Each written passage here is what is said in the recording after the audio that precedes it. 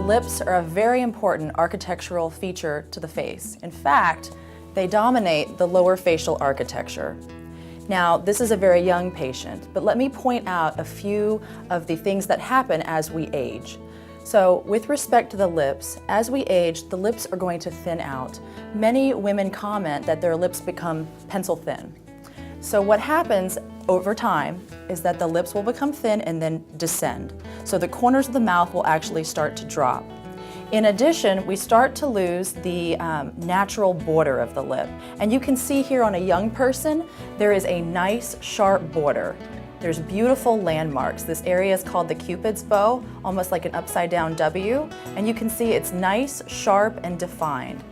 As women and men actually, we lose that as we get older. The other thing that happens as we age is we lose volume in the lip. Meaning you can see on her a nice plump border to her lower lip. And you can see on the upper, there's a nice plump middle portion to the lip. The upper and lower lips fit like a lock and key, right? So what we don't want is for too much filler to be placed in the lip and to have what they call like a sausage lip, where the lips lose that natural architecture. So as she is a young patient and she has beautiful borders, I am just going to enhance the architecture that is already present. The filler that we are choosing today is called Juvederm.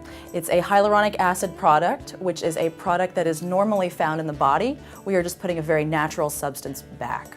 As far as longevity, the filler is FDA approved to last approximately a year. However, many patients comment that it does not last quite that long, and the reason for that is because you're talking and eating and you're working that muscle around the mouth. So over time, that tends to wear down the product. So many patients will comment that their lip filler only lasted anywhere from 6 to 10 months. We always tell patients to come back before the end of the year is up. Common side effects of lip filler would include some transient swelling and possibly bruising.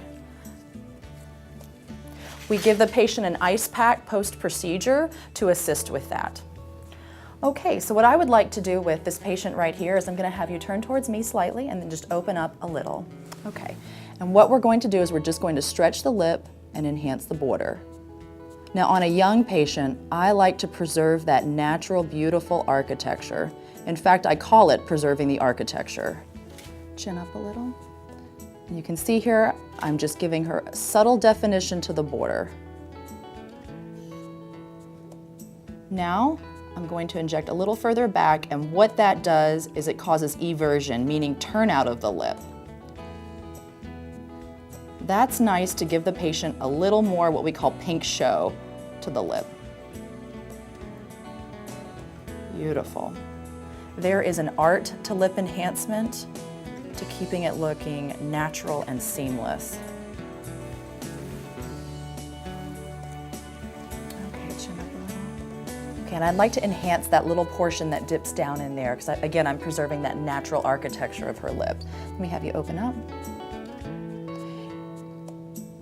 A lot of patients have this, and you definitely want to preserve that because it's beautiful.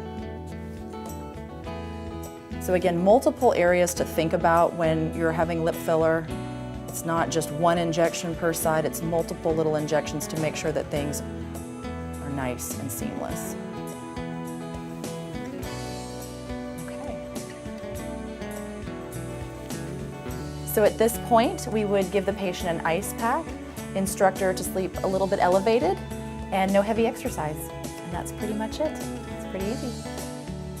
Here you can see the difference between the two sides. In summary, we enhanced the border and basically gave her a little bit more pink show of the lip, preserving the natural architecture and the natural curvature to her already beautiful lips.